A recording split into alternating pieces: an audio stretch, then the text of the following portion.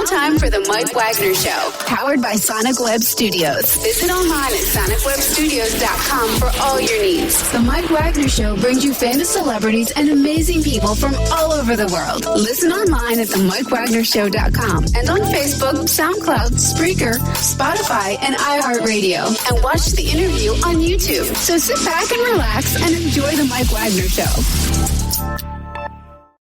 Hey everybody, it's Mike from the Mike Wagner Show, powered by Sonic Web Studios. Visit online at sonicwebstudios.com for all your needs. Looking for a professional website without breaking your budget? Sonic Web Studios is the answer. Sonic Web Studios offers fast, affordable custom web designs at below the competition way. Call today at 1-800-303-3960. That's 1-800-303-3960. Or email to support@sonicwebstudios.com. Mention the Mike Wagner Show. Get 10% off your first order. Sonic Web Studios. Take your image to the next level. Also, the Mike Wagner Show can be heard on the MikeWagnerShow.com. You can check our Facebook page at Facebook.com/The Mike Wagner Show. You can download and listen on Facebook, SoundCloud, Spreaker, Spotify, and iHeartRadio. Also on Anchor FM, Radio Public, iTunes, Google Play, as well as Apple. You can also check out the Mike Wagner Show at the YouTube channel on the Mike Wagner Show. Make sure you subscribe and take the Mike Wagner Show with you on any mobile device.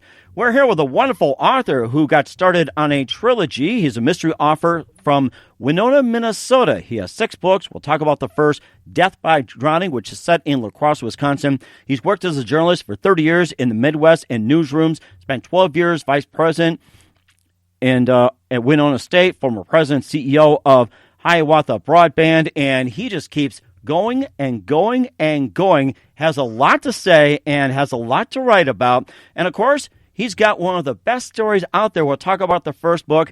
And this isn't a death by story here, but, ladies and gentlemen, we've got live from somewhere in the wilderness, and he's not being haunted by death. Ladies and gentlemen, mystery author Gary Evans. Gary, good morning, good afternoon, good evening. Thanks for joining us today. Mike, it's a pleasure. Well, it's great to have you on. So you're a mystery author in Winona, Minnesota. You have 6 books, and we're going to be talking about the first, Death by Drowning, which is set in La Crosse, Wisconsin. You've worked as a journalist for 30 years in the Midwest and in various newsrooms. You spent 12 years as vice president at Winona State, and you're a former president and CEO of Hiawatha Broadband. You keep quite busy here, but you find time to write. But before we get into the book, Death by Drowning and some other ventures, tell us how you got started.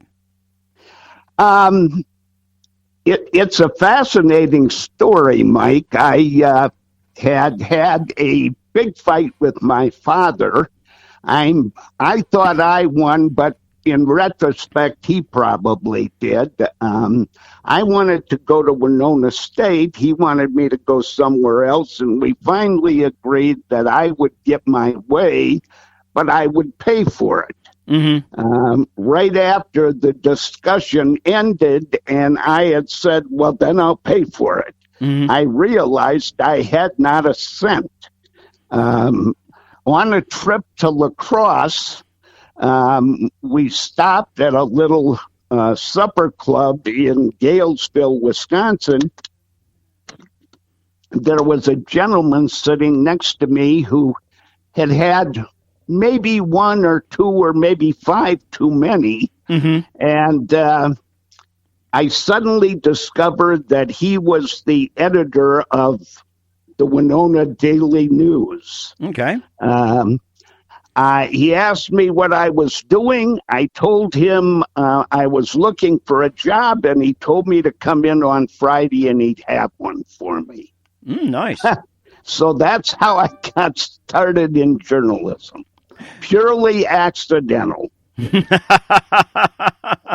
is amazing, too. And you've worked for 30 years in the Midwest and a number of newsrooms. And what are some of the fascinating stories that you have covered? And what do you consider the most unusual that you ever covered? Well, I think, Mike, that the story that Death by Drowning is based on was probably one of the most fascinating. Beginning in 1987, there was a young male, college age, who drowned in the Mississippi at La Crosse, Wisconsin. Nobody thought much about that. And then another one came in 1988 and a third in 1989. And soon there were lots of people talking about that. It continued for 11 years. One male, college age, autumn of the year, always ruled accidental. It just seemed like a story that cried for a novel to be written about it.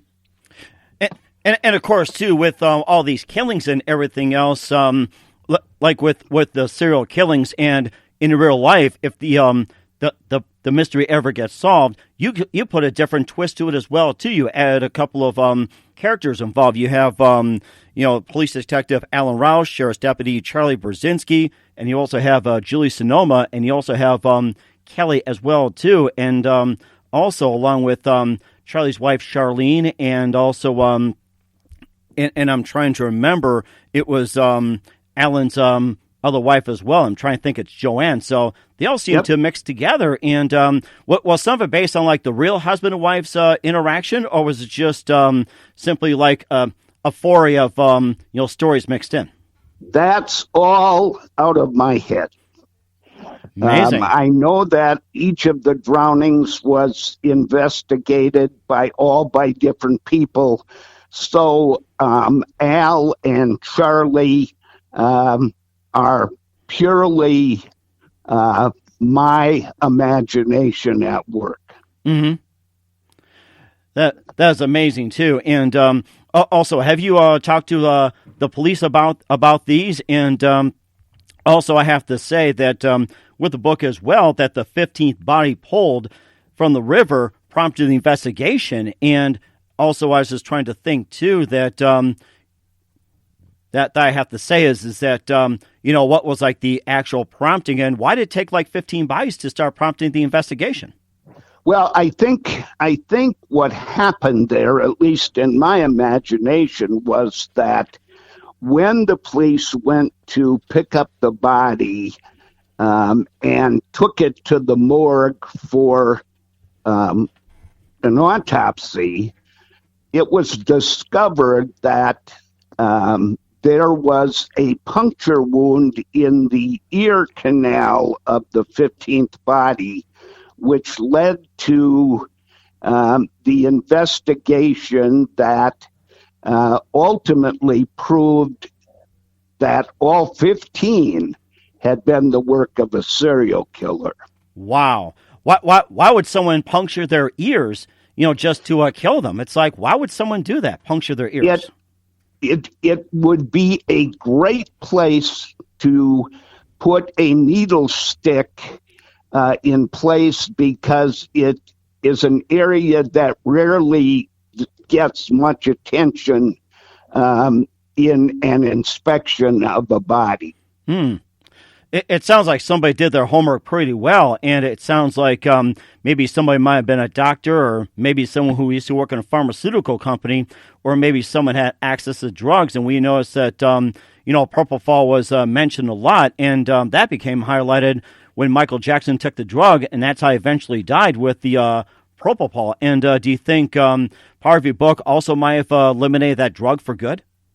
Well, I don't think so, but I do have a good doctor friend who helped me with my research. So that's how the details on the autopsy, the findings, the drugs that were used found their way into the book. And also, too, you have Julie Sonoma, who worked as well, too, and lived for a bit in Arlington Heights, Illinois, and also just a connection, too. What is the connection between you and Arlington Heights?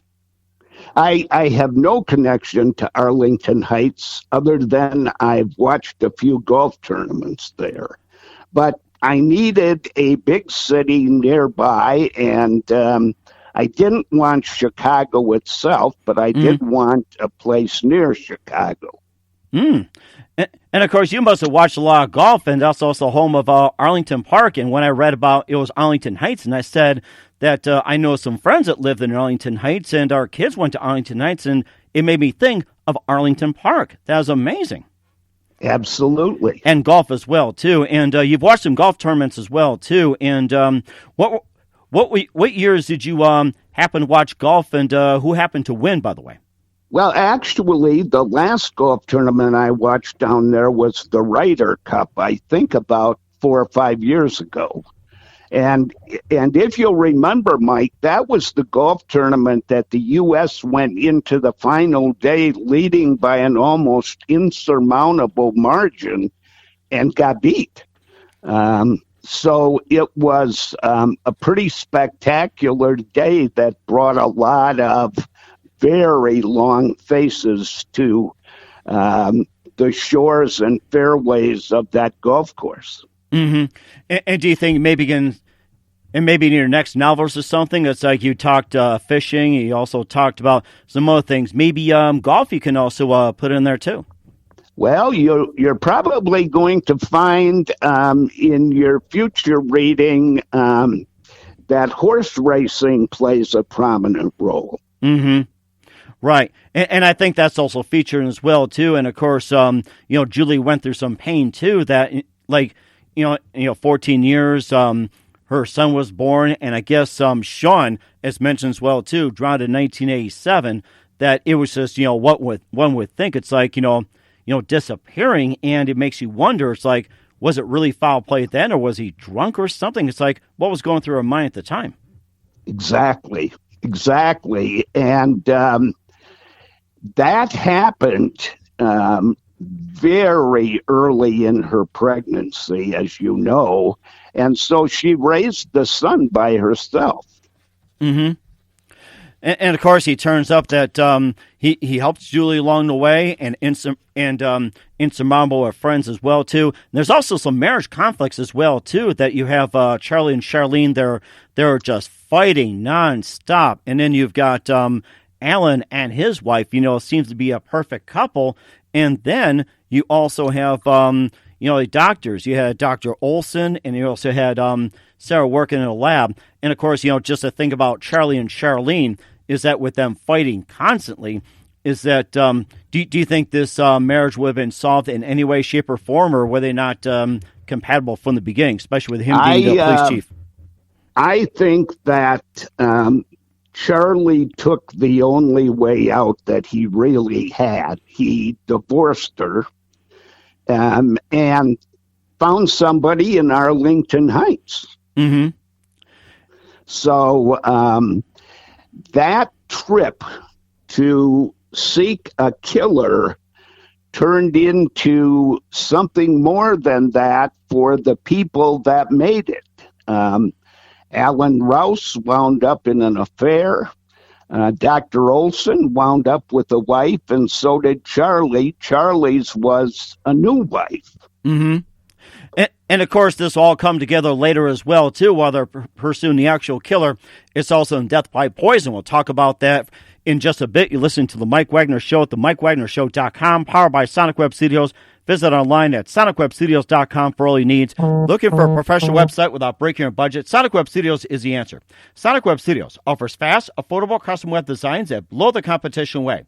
Call today at 1-800-303-3960. That's 1-800-303-3960. Or email to support@sonicwebstudios.com. Mention the Mike Wagner Show. Get 10% off your first order. Sonic Web Studios. Take your image to the next level. Also, the Mike Wagner Show can be heard on the MikeWagnerShow.com. You can check our Facebook page at Facebook.com/The Mike Wagner Show. You can download and listen on Facebook, SoundCloud, Spreaker, Spotify, and iHeartRadio. Also on Anchor FM, Radio Public, iTunes, Google Play, and Apple. You can check the Mike Wagner Show on the MikeWagnerShow.com, as well as subscribe to the Mike Wagner Show on YouTube and take the Mike Wagner Show with you on any mobile device. We're here with mystery author Gary Evans out of Winona, Minnesota. He's got 6 books. He'll talk about the first, Death by Drowning, which is set in La Crosse. He's worked as a journalist for 30 years in the Midwest and the newsrooms, and he's seen just about everything possible. This is tied into Death by Drowning with serial killers, and getting to Death by Poison, the pursuit for the serial killer continues. And then you also have Detective Al and Deputy Charlie just continuing to search. And aren't they out of their jurisdiction to continue to search for the killer? They are, but they are doing their pursuit through the cooperation of the local authorities in the areas where they go. Mm-hmm. So, probably pushing the envelope a bit, but not totally. Mm-hmm. And of course, too, that the serial killer is also trying to find ways to elude and also trying to find labs just all over the United States and, making the deadly concoction. Is she going to continue to, killing more people that way? I think that she discovers that killing can also be a wholesale business. Mm-hmm. So she can manufacture drugs that are used by bad people across the world to solve problems they have. Mm-hmm. And of course, a lot of this is also based on the accounts of true occult crimes in the area. And of course, who would think that a lay of that stature would contribute to the killings as well, too? And with some of the crimes as well too, that with that type, it's like easily solvable. Or how many of the cold cases have gone unnoticed in the cross area or unsolved? Well, I think there are a number, and what I discovered in researching Death by Drowning and the other two books is that there are probably tons of crimes committed in the country, capital murder, that are not solved and are labeled accidental. Along the way, Mike, I became acquainted with a couple of retired detectives from Orange County, California. Mm-hmm. And what was fascinating about my introduction to them is that they were now back at work in retirement, working exclusively on cold cases to try and bring them to solution. What happened is technology has evolved so rapidly, and with DNA coming into its own, suddenly there are a lot of cases that were labeled unsolved that are now being solved. Mm-hmm. Okay, you're like you're going to go on, so go ahead. No. Okay, all right, and also too, do you also think that looking at the DNA, what was that? Did that evolve back then in '97 or something? It looked like I was reading some of the book. You figure pull out some DNA, and you figure they would just catch the killer easily. But it seems like it's not so easy with that. Actually, DNA has been an evolving force in police work. Actually, only in the last decade. I mean, there were some early exploitations of DNA, but when DNA really became known and used was early in the new century. So it is now causing a lot of cold case work across the country. Mm-hmm. And also open leads as well, too. Do you think DNA would be better used, or is it being abused at this time? I think that obviously it's going to continue to evolve, and it's going to become more and more useful to people following up on cold case leads. But I think it's being used effectively and morally currently. Mm-hmm. And it sounds like it, too, as well. And that also leads into the other book coming up as well, too. We were talking about Death by Drowning, and also your third book coming up, Death by Poison as well, too. And, we'll talk about, just briefly, listen to the Mike Wagner Show at the MikeWagnerShow.com, powered by Sonic Web Studios. Visit online at SonicWebStudios.com for all your needs. Look at a professional website without breaking your budget. Sonic Web Studios is the answer. Sonic Web Studios offers fast, affordable custom web designs that blow the competition away. Call today at 1-800-303-3960. That's 1-800-303-3960. Or email to support@sonicwebstudios.com. Mention the Mike Wagner Show. Get 10% off your first order. Sonic Web Studios. Take your image to the next level. Also, the Mike Wagner Show can be heard on the MikeWagnerShow.com. You can check our Facebook page at Facebook.com/The Mike Wagner Show. You can download and listen on Facebook, SoundCloud, Spreaker, Spotify, and iHeartRadio. Also on Anchor FM, Radio Public, iTunes, Google Play, and Apple. Take the Mike Wagner Show with you on any mobile device and subscribe to the Mike Wagner Show on the YouTube channel. We're here with mystery author Gary Evans out of Winona, Minnesota. He's got 6 books, and we were talking about the first book, Death by Drowning, that's set in La Crosse, Wisconsin. We talked briefly about death by poison as well, too, and also a third one just very briefly, and we'll talk about the second and third books next time, and called Death by Payback. And it seems like that things are catching up a great deal, and as they say, it just gets thicker and thicker and thicker as she gets deeper and deeper and deeper. And it sounds like our heroes, Alan and Charlie, are really in deep on this one. Yes, they are. As a matter of fact, their chase takes them through the southern states, takes them across the West Coast, and on into Montana. Wow. And so Genevieve, as the villain is named,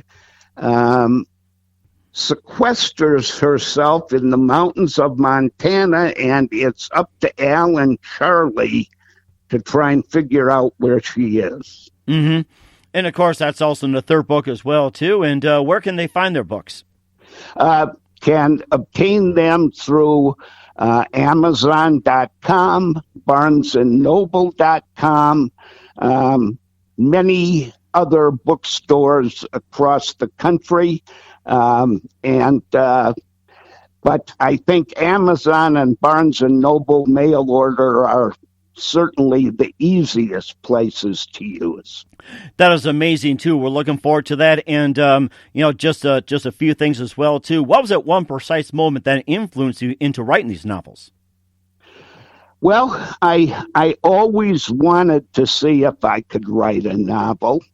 I had retired for the second time and just sat down one Saturday morning and started writing. And that's sort of how it all came together. Mm-hmm. And of course, it's based on the work you've done over 30 years as well, too. Who are some of your favorite writers growing up as well, too, like in journalism and novels and writers overall? Who are some of your favorite writers growing up? Well, certainly from a novelist point of view, David Baldacci, Vince Flynn, James Patterson, John Grisham would be on my list. Mm-hmm.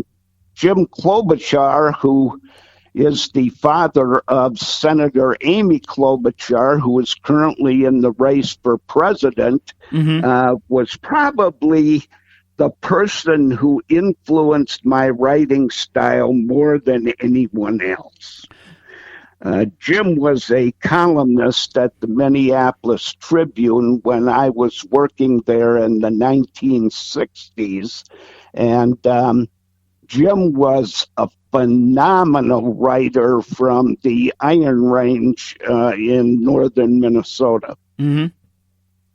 That is amazing as well, too. And also, you've also watched some TV as well, too, like inspired by news events and crime and everything. What are some of your favorite TV shows growing up? Well, I have of late become a reality shows fan and watch a lot of outdoor shows as well, but certainly of influence on the books I wrote was CSI and Blue Bloods as well. Both of those shows were on my favorites list, and both contributed to the kinds of things that have gone into my books. That's amazing, too. Of all the CSIs, they mentioned all the cities like Miami, New York, Chicago, Los Angeles, and everything. What do you consider your most favorite city when it comes to watching CSI? Oh, gosh. I don't know. I guess the Washington, D.C. area is a particular favorite. Mm-hmm. And also too, what's your next project when it comes to writing as well? You've also got novels 4, 5, and 6 coming out. Just tell us a little bit about that. And then afterwards, what was your 7th book be about? Well, I'm not sure about that yet. My 4th book is called Moonshine Melody, and it's based off stories that my father and father-in-law told me of the Prohibition era. Mm-hmm. Book number 5 is a story of a kidnap cold case that was also major national news out of La Crosse, Wisconsin. Mm-hmm. And the 6th book that I'm writing now is on a group of high school graduates who were tormented by their high school yearbook, and one of them now is taking it into his or her hands to avenge the kinds of things that were written about them. Wow, that sounds like something happening in schools these days. It sounds very familiar. Yeah, sure does. And of course too, compared to the journalism you grew up, in the 60s and 70s and 80s and beyond, how do you compare the journalism today in terms of social media? Well, social media has certainly taken communication to new levels. I was just thinking about that this morning. We didn't have any of those services when I was growing up, and today, think about it.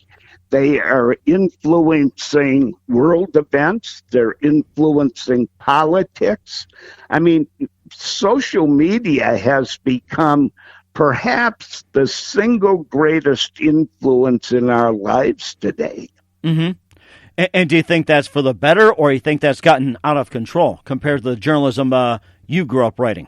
Well, it's like everything. There were publications that I didn't think much of in my day, and there are social media outlets that I don't think much of today, but there are others that I couldn't live without. So, I think that on balance, I would have to say that social media has caused much greater enlightenment in the residents of this country.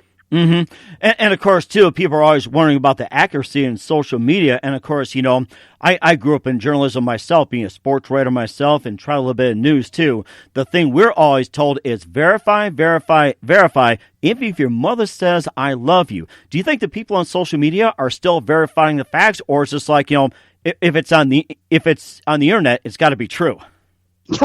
Well, I think there are a lot of things on the internet, and we were just talking about this at dinner last night, that aren't true. But I think that there are a number of social media outlets that could do a lot more with the verification process than they are. Mm-hmm.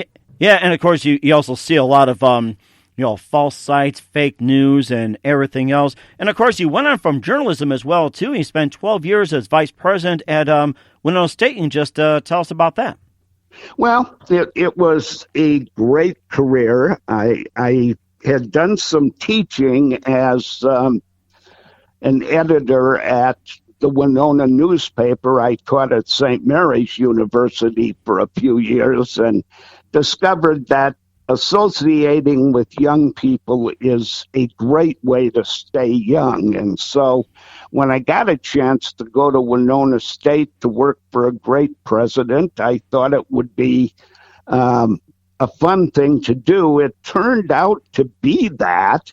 And then the internet led me into the world of telecommunications, which was a 15-year career as the CEO of a high-tech telecom company.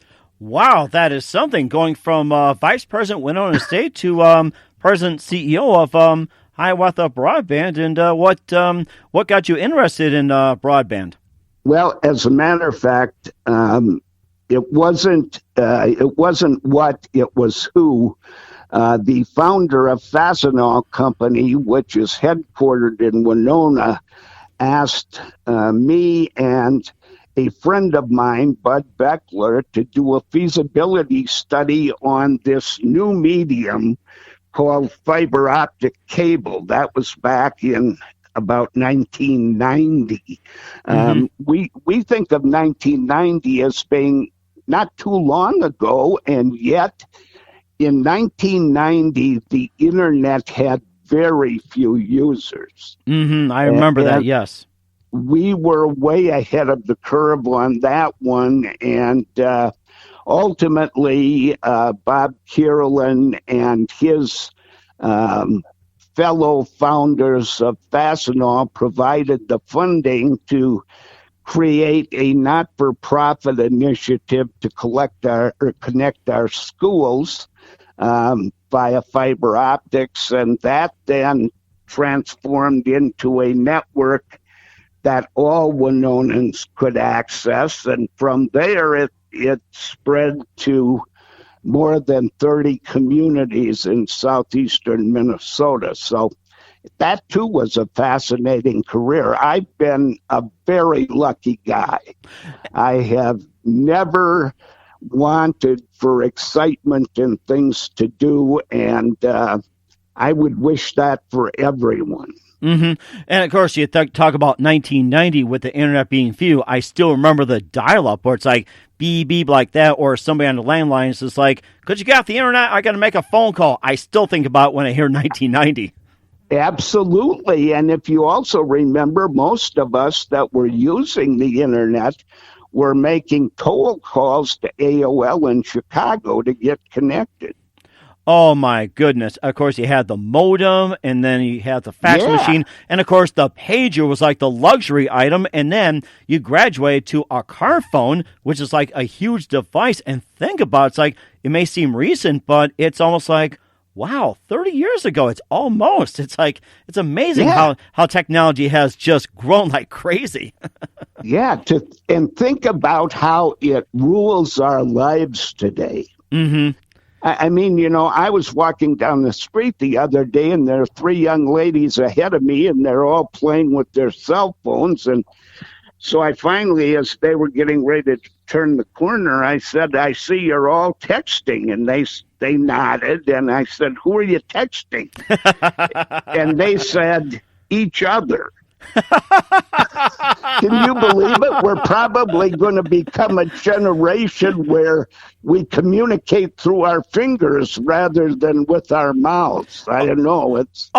Oh my goodness! You know what? It's going crazy, buddy. You know, I'm thinking about right now with the Mike Wagner Show, with you being on so many other programs as well too. We'll probably end up doing interviews by texting, or it's just like a voice and then just transporting the text. It's like I don't know if you come up with a good idea or what. You're right. Makes me wonder too frequently. And of course, you know, kind of want to go back to the typewriter in a sense too. And of course, with the police detective Alan and Sheriff's Deputy Charlie, and of course with Julie and everybody else in the story, it's like, you know, imagine if they used the technology today. What would they do? You're right. It does make you wonder, doesn't it? You know what? I think that's a good idea. Maybe for the seventh book, it's like, you know, step ahead and what happens when they infuse the new technology. Think about that. So that's a good idea. I'm going to have to give that a lot of thought. I like that. We'll talk about that in our next interview, especially the second and third books and a preview of the third one as well too. And of course, you know, just a couple of things, Gary, we're going to have you back on next time. Who do you consider your biggest influence in your career? Boy, that's a very interesting question. I was raised by my grandmother, and Mike, I would have to say that my grandmother was certainly the biggest influence in my life. I was a very precocious little brat. And, you know, my grandmother sort of figured out a way to take some of that out of me. Mm-hmm. So she was clearly a dear lady who should not have had to put up with this little brat after raising her own children. Oh, that's amazing, too. And what's the best advice you can give to anybody at this point? Do what your dream tells you. If you want to write, and I had this conversation last night with a young woman, too. If you want to write, there is nothing better to do than sit down and do it. Mm-hmm. Don't let your dreams just float around in your head. Mm-hmm. Make them reality. That is amazing. And Gary, we're going to definitely have you back on. We'll talk about the second and third books as well, too. Death by Payback, Death by Poison. And we'll talk about the really fourth, fifth, and sixth books. And Gary, just wanted to give a big thank you for your time. Looking forward to having you back on soon. Once again, tell us about your upcoming projects. What's the website? How do people contact you? And where can they purchase your books? Well, Amazon and BarnesandNoble.com for openers. My website, GaryEvans.com will get you there. There's another one, TaleTellerEvans.com, that you can use. Mike, it's been a pleasure. You are a great guy, my friend. Oh, thank you very much. And you as well, Gary. Looking forward to having you on again soon. And perhaps we'll meet up in La Crosse one day and do everybody a favor and keep us up to date. Yeah. You know, they brew beer in La Crosse, Mike. Yes, that's right. Very familiar. I've been to you know, some of the breweries in Milwaukee. Wanted to go to the Leinenkugel, Chippewa Falls, and we got to have a cold one in some time with fresh sir. brew. Yes. Very good.